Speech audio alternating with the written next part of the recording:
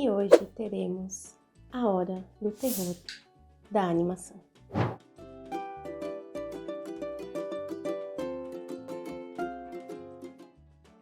Calma, não vai rolar a história de terror de verdade, até porque se rolasse, a primeira a sair correndo seria eu mesma. Eu não gosto. A hora do terror a que me refiro é sobre um dos pesadelos dos animadores de stop motion.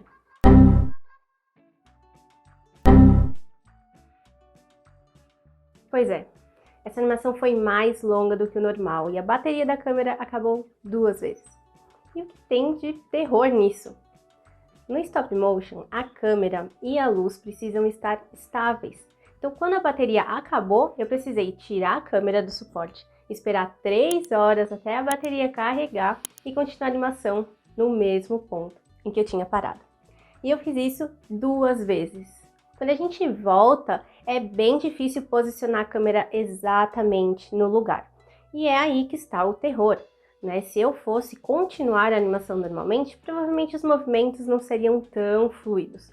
E daria para perceber os momentos em que a bateria tinha acabado. Então precisei fazer algumas edições na pós-produção para corrigir esses erros sem ter que refazer a animação inteira de novo. Fora que eu já sabia que a bateria não ia durar o tempo necessário para animar tudo. Uma solução simples para isso é o meu próximo investimento, um adaptador de energia onde é possível conectar a câmera diretamente na tomada. Com isso eu vou poder levar horas e horas nas minhas animações sem me preocupar com a bateria me deixando na mão no meio da gravação. Mas chega de terror, vamos falar de inspirações. E nessa animação eu tive diversas inspirações diferentes. Olha só.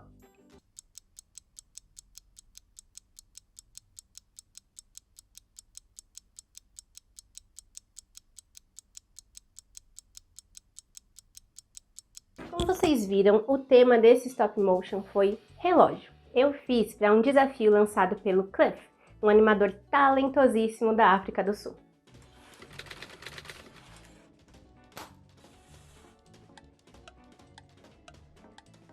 It's time for a new challenge. I challenge you to make a moving clock using stop motion animation. But you are not allowed to use a real clock. I want you to make a clock. You can use paper, food, clothing, your body, or anything. You can make the clock slow or fast. You can make an analog clock, digital clock, or a watch. Keep the video less than 30 seconds and upload it to Instagram using the hashtag StopMoClock. Upload it by the 17th of April and I will choose 5 of my favorite animations.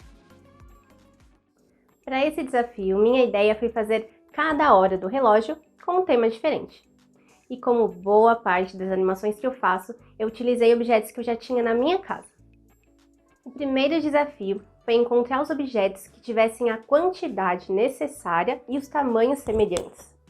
Depois de muito procurar nos armários, os 12 temas selecionados para o relógio temático foram maquiagem, papelaria, natureza, remédios, clima, vegetais, odontologia, bijuteria, doces, costura, esotérico e temperos.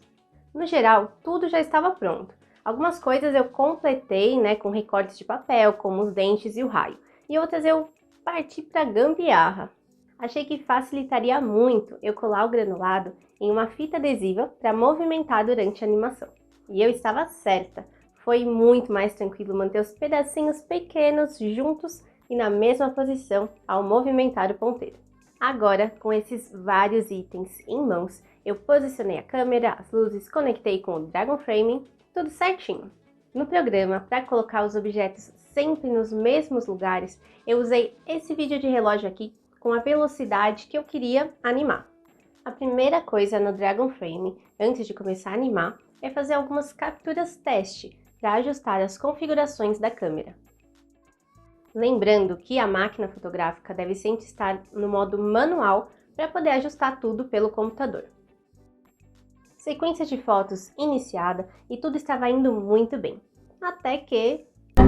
lágrimas. Mal sabia eu que isso iria acontecer de novo dali a algumas horas. Um choro aqui, um riso ali e terminei as fotos. Exportei as imagens na proporção sem máscara para ter as fotos inteiras e cortar certinho depois na edição. E escolhi também o formato PNG.